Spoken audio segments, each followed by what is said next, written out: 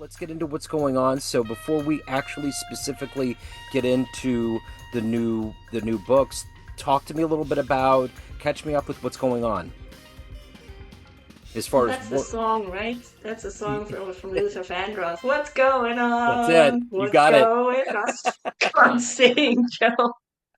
So I guess before we do that, like, what is your timetable for books? Does the inspiration hit you and you go into it, or do you have a Yeah, timetable? How does it work for you? no, no. Yeah. I mean, I used to have like a timetable from up there, right? The universe.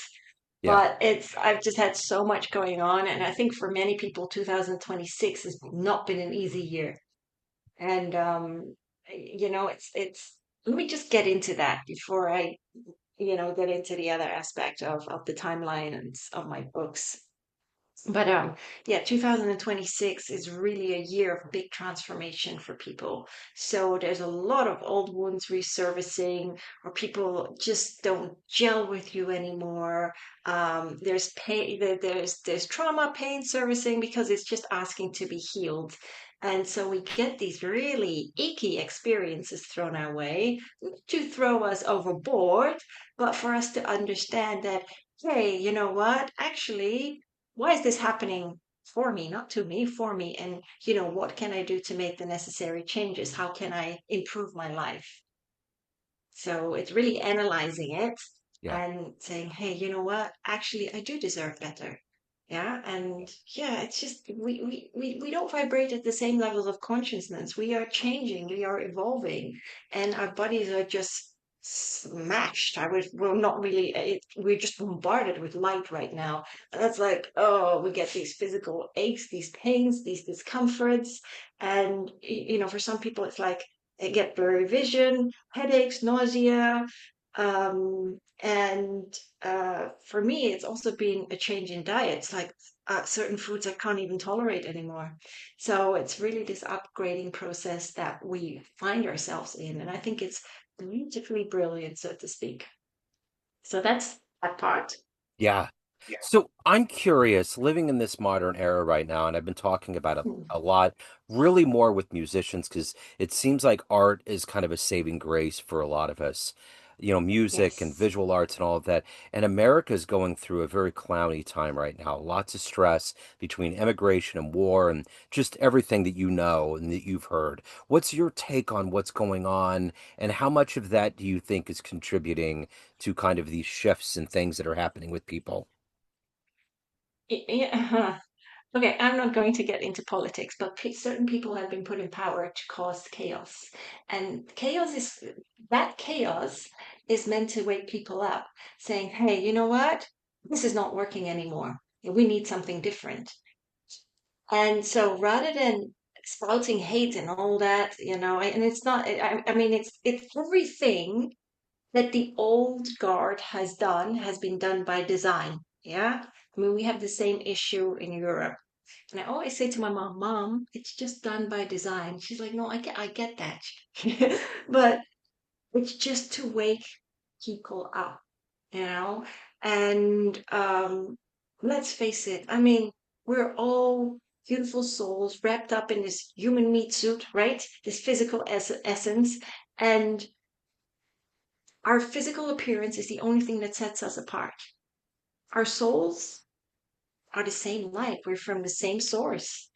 But it's just, there's so much oh, seeds of hate have been sown. There's so much divisiveness. The borders, you name it, everything. Yeah, and it's all meant to deviate us away from our awareness. And it's like, hey, stop for a minute. Yeah, stop looking at your phone. Stop scrolling. Stop being so glued on social media and the news, because as you know, television means tells a vision. Yeah, it programs our mind. I don't even have a TV. I haven't had it for years. So I mean, I do know what's going on, but I don't even get involved, because when we get involved, when we feed our minds, yeah, fear starts to creep in. And there people say, "Oh, but we can't travel there. Oh, there's going to be a third world war." No, no, no, no, there isn't. Everything is like an illusion. There's so much more going on behind the scenes but it's a beautifully brilliant time for transformation. When people ask me, hey, what's going on in the world? I go, hey, what's going on in your world? Are you changing? Huh? Are you healing? Because when you heal, right, you change your thinking, change your life, right? That's quantum mechanics. But it's about shifting our consciousness. And once we do, when we heal and we let go of, another layer of programming, we inspire other people to do the same. And I think that's the most important thing right now. And I that's why I hesitate to get anything to get into anything specifically going towards levels of politics, but it creates a mood, it creates a mode, and I think that's where we're at. But I think anybody out there, no matter what's going on, and we learned this through COVID, can create a reality that's void of all of this like conflict and derision. And the reason why I brought up the World Cup and the thing that's so wonderful about it is that everybody's coming together for one common purpose. There's no dividing Yes, line. Yeah, sure, one country, one team wants to win, but at the end of the day, absolutely. it's a part of sport, but everybody's coming together because there's this spirit of unity. And I think that would benefit all of us so much better to feel that level of comfort with each other as humans. Absolutely. Absolutely. I mean, what if we would return to that love for ourselves? Because that's, what my guides have always said, Saint Germain. He's always said, you know, all life is simply about returning to that love for ourselves and each other. Because when we return to that love for ourselves and we have it for one another, then we would live far more in harmony with one another than being divided with, with the boisterous ego in place. Yeah. And yeah. And as Aretha Franklin said, what the world needs now is love, sweet love. Because Yes. yes, there's really too little of it. There certainly is. So let's get into what you've been working on. Talk to me a little bit Yeah. about your latest book. Talk to me a little bit about what's going on. Give me kind of an update a little bit. Yeah. So, yeah, Joe, I mean, whoa, the last time I spoke to you, I just published Becoming Authentically Me, which I'm rewriting because, it was my first book and it was way too long because we tried to cram everything into one book. And then I had my second book come out, which became an international bestseller, Child of the Sun, Enroute to Enlightenment in India, because I did visit India and I went to the Art of Living Center where I learned the art of breathwork and meditation. And that was really interesting. I mean, my background from my mom's side is Indian Indonesian. Uh, I mean, I got sick of the food, that's for sure. My stomach literally couldn't stomach it. But there was a lot of, I mean, it was sort of the start of my healing journey. Yeah, and it's not like I had some fairy godmother waving her magic wand because you peel it back layer by layer over many years, right? We are continuously progressing, we're continuously developing and healing, or evolving. Yeah, evolving and healing. And yeah, so I wrote that, and I've collaborated as well on several books. I'm so glad you left me. Becoming empowered. What else? There's two more. Yeah. Miracles are normal and divine rebirth.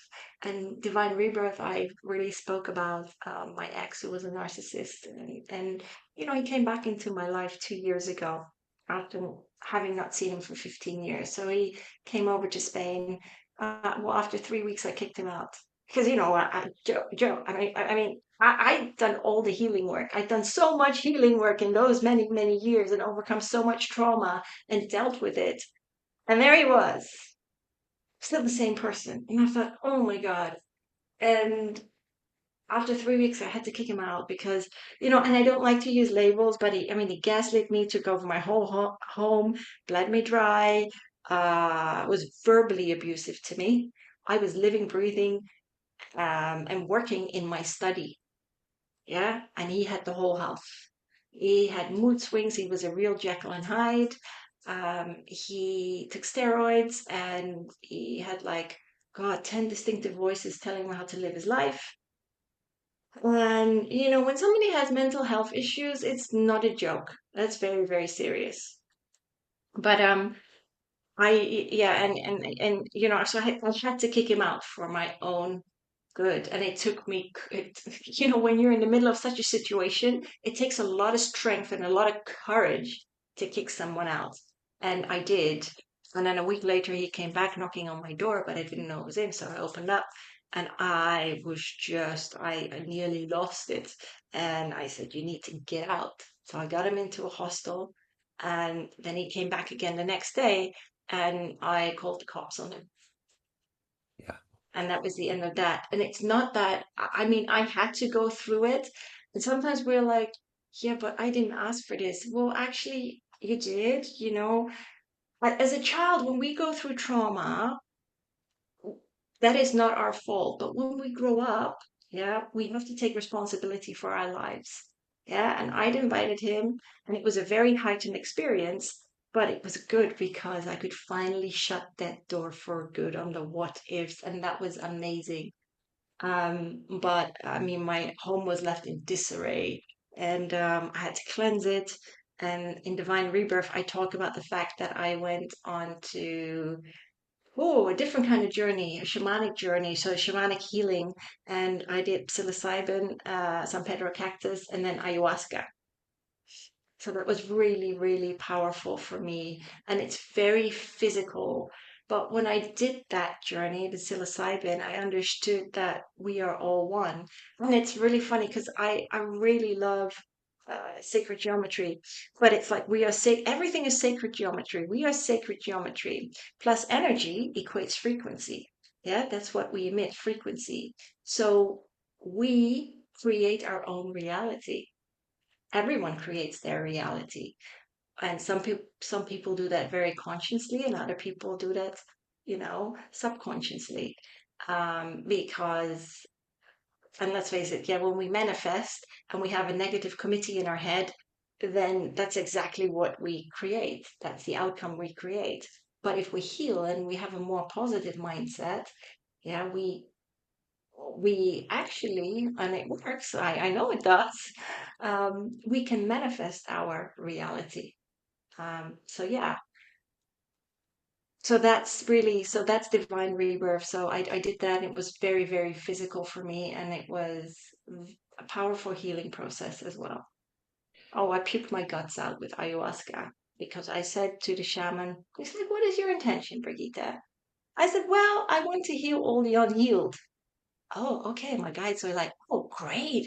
Heal all the unhealed. That means past lives too. Oh, I tell you what, I could hardly walk. They had to drag me to the toilet and have a puke bucket everywhere. And they're like, are you okay? Are you okay? I said, listen, I asked for this, so I will see it through. So leave me be. Yeah. So when you wrote about that relationship, when you write about Yeah, things from your past and yeah, overcoming traumas, to yeah. revisit that and then to put it out into the world, what's that process like for you? Is it cathartic? Is it redemptive phoenix rising? How does that work for you? I like that redemptive phoenix rising. It actually is. When it doesn't matter when we write songs or we paint, anything creative helps us to heal, and that's the same with writing. So I put it out there to into the world so that I can help others. But it's. I mean, for me, I've healed, and I have no issue with it. I always say this. Every person that we meet, every character in our life has a reason, a purpose. They're a reflection, they're a teacher. Yeah. And if we look at it that way, then our experiences become different because our experiences are not meant to bring us down. Yeah. They're not meant to taunt us, they're meant to upgrade us. And again, as I said earlier, hey, you know what? Why is this happening for me? How can I heal? How can I change? And that is that shift in perspective. So anyhow, yes, for me it was a healing process. But I'm grateful that he was a part of my life. And recently he sent me an email and he said, I treated you wrong. And I said, okay, that's fine. Yes, I said, well, thank you for letting me know. And that was kind of it. But I don't hate anybody in my life. The characters that haven't done right by me, so to speak. Because what's the point in that? Yeah. Yeah. When we let go with love, with gratitude and appreciation and a respect for ourselves. And the beauty of this process of writing these stories is that you can ultimately affect other people's lives. What Yes. kind of feedback have you gotten? Um, I've had people say, when you write, it's very, very healing. And that's often what I get. And for me, it's like this. It doesn't matter, even if one person reads it and has this and this food for blah blah in English. This food for thought seed Yeah, sprout, takes root and sprouts. sure. And this person's like, hey, you know what? This story inspired me. Uh, I'm also willing to make the necessary changes in my life. I don't want to live in this victimhood anymore. I deserve better. And it doesn't matter how severe the trauma is, we can overcome it. Yeah. Yeah, we certainly can. So, talk to me a little bit about what's next. It seems like every time I talk to either a musician that has an album out or Yeah. an author that's released a book, you're already moving on to the next thing because you're Yes. promoting, you're doing it, the thoughts. Are you always kind of milling through the possibility of the next story that you're going to put out, or do you take a break and kind of work on other things? How does that work? Yeah, you're right. I mean, with any creative soul, we step back. Sometimes we step back because it gets to be too much. So I've written a lot of articles in the meantime, not just on the spiritual stuff, but also on corporate burnout. Because I've been there, done that, worn a t-shirt, I still kept working. But again, these are experiences, and if I didn't go through them, I wouldn't be able to write about them. So, yeah, so for right now, I mean, the last couple of months, I took a step back. I have to finish a collaboration book, and I'm nearly done with that, nearly done with my chapter. And then in September, there's another collaboration book that I start on. And I am rewriting Becoming Authentically Me. Put that just on pause for the next 2 months or so. And I started writing another book, and that's really more about manifestation. So, the latest collaboration is Miracles Yeah. Are Normal. That's the one that's out. There's another one that's called Evolving on Purpose, and that comes out on the 26th of September. So that's an interesting notion with miracles, and I think about it this way. Like in my life, like I grew up in the Midwest in America, and spirituality and theology is kind of woven in. There's churches everywhere. It's a Mhm. part of kind of the way that people grow up. But you don't Yeah. really become you until you feel the spirit or God or whatever, however you want to term it. You have to Yeah. feel it on your terms. And I know in my life, I've seen enough that could be considered miraculous. What would you consider for people that may not have their minds open to it? What would you say for them to open up so that they can see the possibility of miracles that undoubtedly happen every day on this planet? Absolutely. I mean, read the book Miracles Are Normal. And I say miracles are normal because we're all magic. We're all drenched in magic. We really are. I mean, it's such a privilege to be alive. That in itself is a miracle. And we take our lives for granted, but everything in our lives, and the everyday simple things, that's a miracle. I mean, if we look at life in itself on this planet, everything is a miracle. Yeah. Yeah, it certainly is. I mean, I think about the amount of animals and the amount of things that Ah, happen that are intertwined that I don't know, just strange reptiles and birds that I've never seen before that are like, wow, there's this enormous amount of mm, things that are happening all the time on this planet that just are absolutely. almost unexplainable. And then when you think there's no wall in space and all of this just kind of infinitely reaches out beyond any scope of a telescope, and it's like what else Yes. is going on? And then that begs like, our soul being in this meat suit, like what journey are we on? Are we supposed to be here to figure it out more? Or is this just a hop on our kind of universal planetary run to kind of accumulate experience, wisdom, that kind of a thing? Yeah, I get asked that a lot. So everything we do in life has purpose. Everything has a ripple effect, yeah? And we are here because I call it timeline jumping, but that's what they're saying. But it's really about Gaia evolving, yeah, and shifting into the next plane of consciousness. And we are upgrading as well. Yeah. And that's why there is so much chaos right now because everything on the planet is surfacing. Yeah, so that the earth, just as we become lighter. Yeah, just as we shed, just as a snake sheds its skin, so do we every single time we heal, and so does Mother Earth. Let's face it, Mother Earth is a is a conscious living, being. Yeah. Mother Earth has chakras, just like we do. We have energy centers. Well, so does Mother Earth. And so much has been kept from us. So much has been kept from us so that we remain dumbed down. And again, a lot is coming out now. And there is so much more to life than we can fathom. And yes, are we the only species on this planet, in this galaxy? Oh, heck no. There are more species, in this multiverse, in this galaxy, this cosmos, than the hairs on our head. Yeah. I believe it. So I'm curious. I interviewed someone probably about 2 weeks ago that Yep. talked about a divine, almost kind of like another spiritual deity on the planet that's going to possibly make an appearance. And Okay. their name is Maitreya, and they are in the Buddhist tradition. And I'm Yes. curious, do you think human beings are ever going to be able to have enough mental capacity to be able to even theorize that we will know if another Jesus-like spirit comes down on this planet?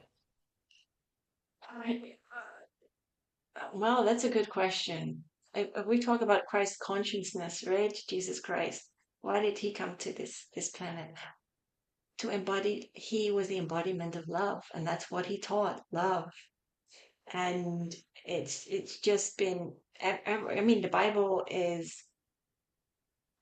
I mean it was written by men, and even though the messages are hidden in there, it's really about that return to love, and that is Christ consciousness. So it's not about some people, oh well, Christ is returning to earth. No, it's embodying love because that is what you are.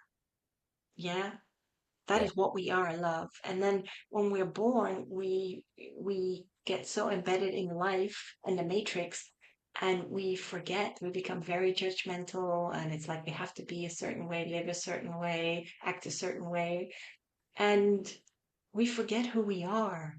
Yeah, we've forgotten that we are love. If we go back to ancient civilizations like Lemuria, life was very different, or even Atlantis. But then in Atlantis, the ego started creeping in. But even in civilizations like ancient Egypt, there was just so much more to that. Um, where where those beings from Atlantis, they fled to when it fell, they fled to ancient Egypt, and also the Himalayas, and also the South Americas. So they created different cultures. Like you have the Mayans who were very advanced, and like I said, the ancient Egyptians. Until again the ego crept in. So it's been like a repetitive cycle. yeah, Yeah. So if there is a Maitreya coming, I don't know. I mean, if we